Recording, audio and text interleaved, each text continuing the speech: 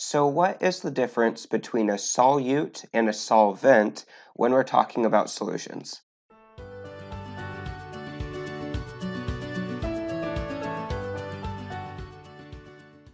So first of all, let's talk just for a second about what a solution is before we jump into the individual parts. A solution here is a homogeneous mixture in which one substance is uniformly dispersed into another substance. Now, just to understand this in, more simple terms, it simply means that there's one thing that is mixed into another thing. Now, this can be many different things. Just for example, if we had a glass of water here and we decided to mix a bunch of sugar into it, and then the sugar dissolves when you stir it into there, this would be called a solution.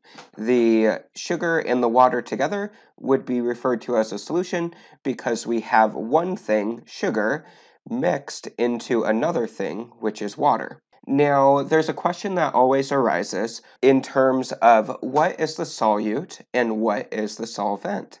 Now, let's go ahead and look at a few examples of this and see if we can figure out how to determine solute versus solvent. The solute is always the thing that's being dissolved into another thing. And so an easy way to be able to determine this is to just think about it in the sense that the solute is always going to be the thing that is less, and then the solvent is always going to be the thing that is more. Let's go ahead and look at example number 1. If we had 10 grams of NaCl and 100 grams of H2O, what do you think would be the solute and what do you think would be the solvent?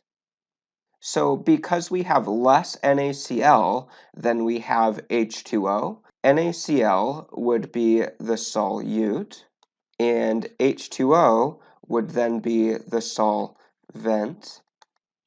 And then if we took this whole thing together, we would call that the solution. Okay, let's try another example here. Example 2.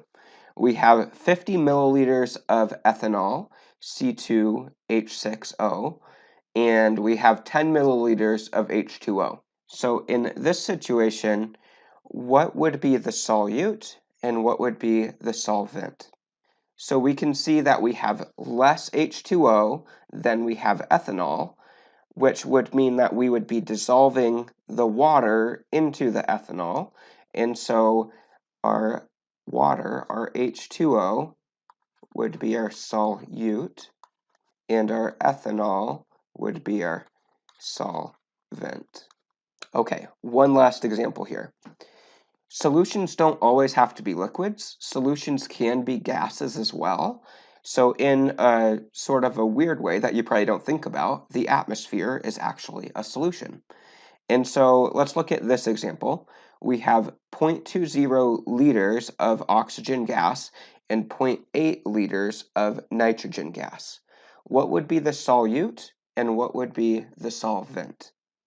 And so if you use the logic we've been using before, you can see that we have less O2 than we have N2. So our O2 would be our solute, and our N2 would be our solvent.